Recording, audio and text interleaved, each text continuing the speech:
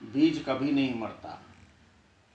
जैसे गच्छ पेड़ होते हैं, उनमें जो भी फल पैदा होता है उसमें बीज होता है। बीज नहीं मरता, फल मर जाता है। वैसे ही शरीर मर जाता है पर आत्मा नहीं मरती, अर्थात बीज और पच नहीं मरता। बीज और पच को ज्ञान कराना माता पिता का प्रथम सोच होना चाहिए कि मेरे को अपना जीवन संवारने से पहले अपनी संतान का जीवन संवारना है। यह सोच सबके पास में है, पर मन की सोच धन रुपये पैसे से है। मेरा भाग्य बच्चों का 7 जन्मों का जीवन संवारूंगा, पर रुपया पैसे से कभी 7 जन्मों का उद्धार नहीं होता।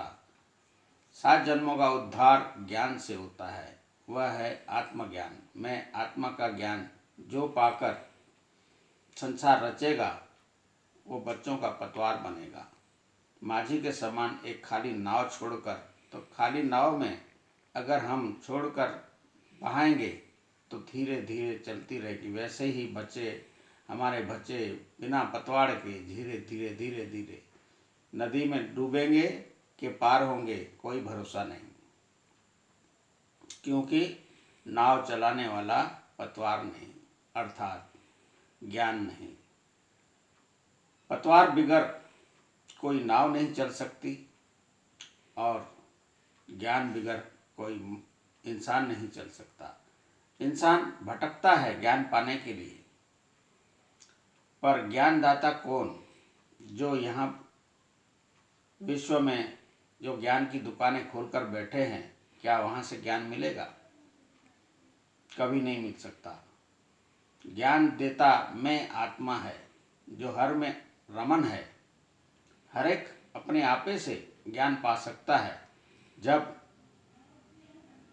हम समझने का प्रयास करेंगे। जब तक हम समझने का प्रयास नहीं करेंगे तब तक हमारा इशू नहीं संवर सकता, अर्थात हमारी समस्या का हल नहीं हो सकता।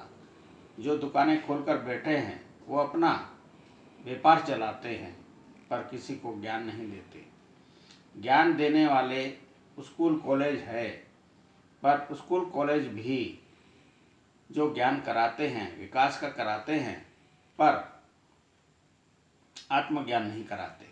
आत्मज्ञान स्वयं के पास में है। जो इंसान आत्मज्ञान रोजाना करेगा उसमें ज्ञान में वृद्धि होगी और जीवन सफल होगा। जीवन सफल करने के लिए आपको कहीं भटकने की आवश्यकता नहीं। काम करने के लिए तो संसार में हर जीव जंतु जानवर सब आए हैं। काम तो हमको करना है। जब तक हम काम नहीं करेंगे तो खाएंगे क्या?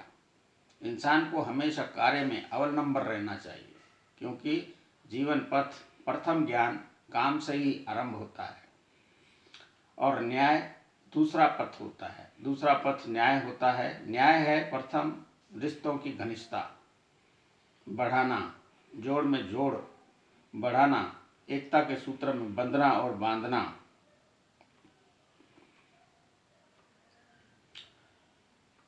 और अपनी ताकत बढ़ाना। कहते हैं भगवान की मूर्त की आवश्यकता है। हम पूजा किसकी करेंगे? जो हमारे पूर्वज माता पिता संसार में नहीं हैं उनकी तस्वीर रखकर हम पूजा कर सकते हैं। ऋषियों ने उसी में शिवलिंग माता पिता की पूजा है, पर द्रोणाचार्यों ने उस पर भी व्यापार करना आरंभ कर दिया और दंड कथाएं लिखकर संसार को उलझा दिया। शिवलिंग की पूजा अर्थात अपने पूर्वज माता पिता की पूजा है।